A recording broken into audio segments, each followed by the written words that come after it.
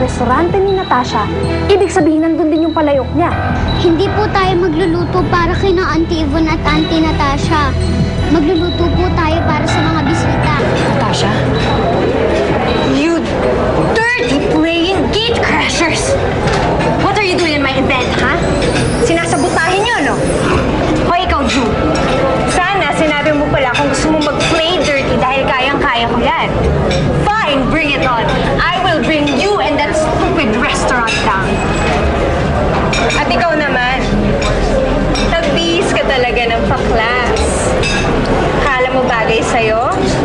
FYI, Pilar, yung mga magagandang damit, bagay lang yan sa mga class at magagandang babae tulad ko. Hindi tulad mo, pangit mo kaya. Sige! Sabihin mo lang lahat ng gusto mong sabihin, Natasha. Hindi naman ako nagpunta dito para kalagpanin ng restaurant mo eh. Si Cookie ang sadya ko. Kaya ilabas niyo na siya dahil alam kong tinatago niyo siya. Nasaan na si Cookie? Si Cookie! I'm not gonna give you Cookie because I like making her cry. Yung inaapi-api ko siya. Tapos yung tinitiris.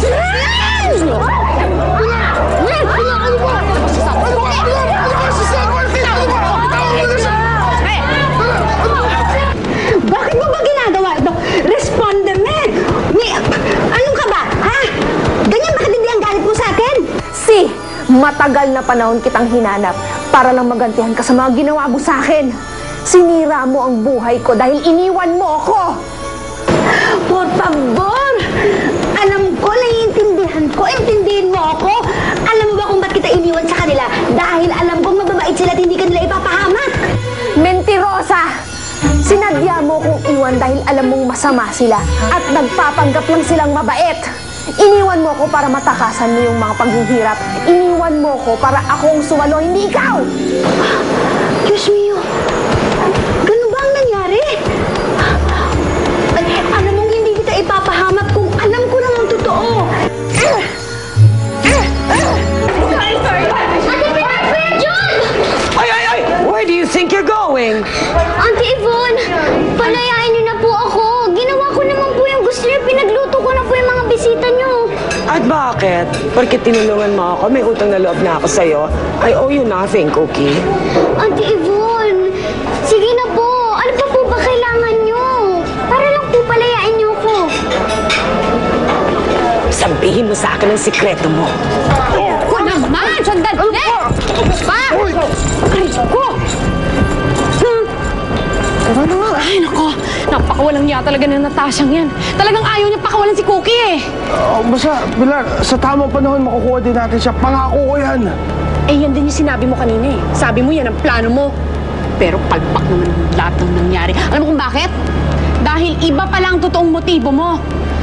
Wala ka nang inisip ko din yung restaurant mo tsaka kung paano mo matatalo si Natasha. Ang hirap sa'yo. Yan ang gusto mong paniwalaan kasi. Sige, yan. Sige, huwag ka makinig sa mga paliwanag ko, ha? Fine! Malisa nga tayo, Nico. Sasayin tayo ng oras dito eh. Everything okay? Yak kasi. Labo! Gusto kong malaman kung paano ka nakapagluto ng ganong kabilis at bakit ang sarap ng mga putahe mo. If you tell me, I may consider giving you your freedom. Ano, Cookie? Sasabihin mo na ba sa akin ang sikreto mo? Auntie Yvonne, wala naman po akong sikreto eh. Anong tingin mo sa akin nakikipaglokohan sa'yo? How do you expect me to believe na wala kang tinatago sa akin? Nagsasabi po ko ng totoo, Auntie Yvonne. Pwes, paki-explain sa akin kung paano ka nakapagluto ng sapat na pagkain para sa 50 tao sa loob ng 5 minuto. Kasi po, ganito po yun. Yung mga cooks niyo po, may nasimula na po. Tapos po, bigla silang umalis. Tapos po, ako pinagpatuloy ko po. You're lying, Cookie. Mark my word, you can never keep secrets from me forever. Ano nangyayari? Si Palayok! Tato! Tama na yan! May paparating na tao! Dahil kasi wala akong pakialam sa kanila. Estoy gozando ang saya-sayang turuan ng lesyon ng isang to.